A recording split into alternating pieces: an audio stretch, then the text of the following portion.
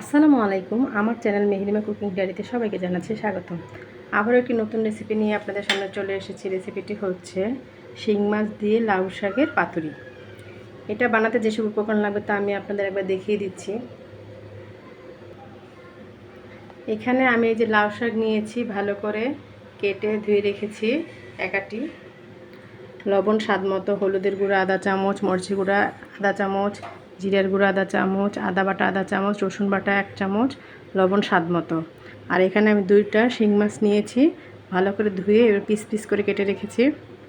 রসুন কুচি, পেঁয়াজ 3-4টি কুচি, কাঁচামরিচ 5-6টি মাঝখানে চিড়ে রেখেছি, আর রান্না করার জন্য সয়াবিন তেল আর পানি।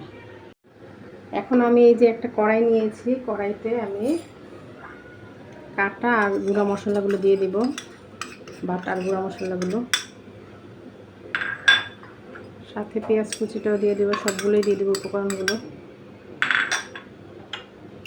দিয়ে আমি এই যে তেল দিব পরিমাণ মতো। এই যে আমি সব মশলা উপকরণগুলো দিয়ে দিয়েছি। এখন আমি এটা ভালো মতো মিক্সড করে নিব, এই যে এভাবে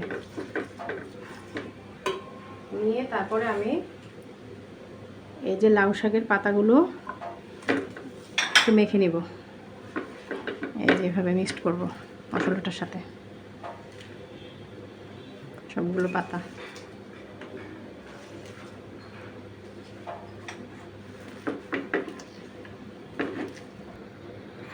এই যে মশলার সাথে আমি লাউয়ের পাতাগুলো মিক্সড করে দিয়েছি। এখন আমি এই যে মাছটা, শিং মাছটা আছে, এটাও আমি মশলার সাথে মিক্সড করেছি, কিন্তু এটা আমি এই যে এরকম মাঝখান দিয়ে দেব। দিয়ে আমি অল্প একটু গরম পানি দিব, দিয়ে চুলার আঁচটা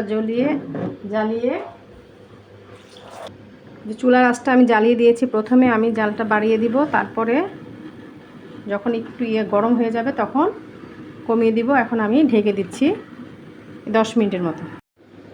10 মিনিট পরে আমি ঢাকনা উঠিয়ে দিচ্ছি। হ্যাঁ, প্রায় হয়ে এসেছে। এখন আমি নামিয়ে ফেলবো।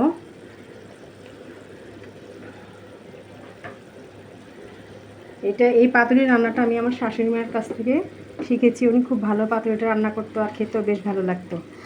তার মতো করে আমি রান্না করেছি।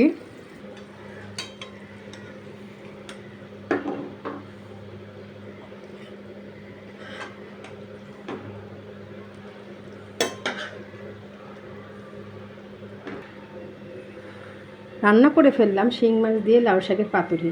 এটা খেতে বেশ ভালো লাগে। এটা বিশেষ করে গরম ভাতের সাথে আপনারা সবাই খাবেন এভাবে আমার মতো রান্না করে। আমার এই চ্যানেলের ভিডিওটি যদি ভালো লেগে থাকে অবশ্যই লাইক, কমেন্ট, শেয়ার করবেন। আমার চ্যানেলটিকে সাবস্ক্রাইব করবেন, আমার পেজটিকে ফলো দেবেন। আল্লাহ হাফেজ।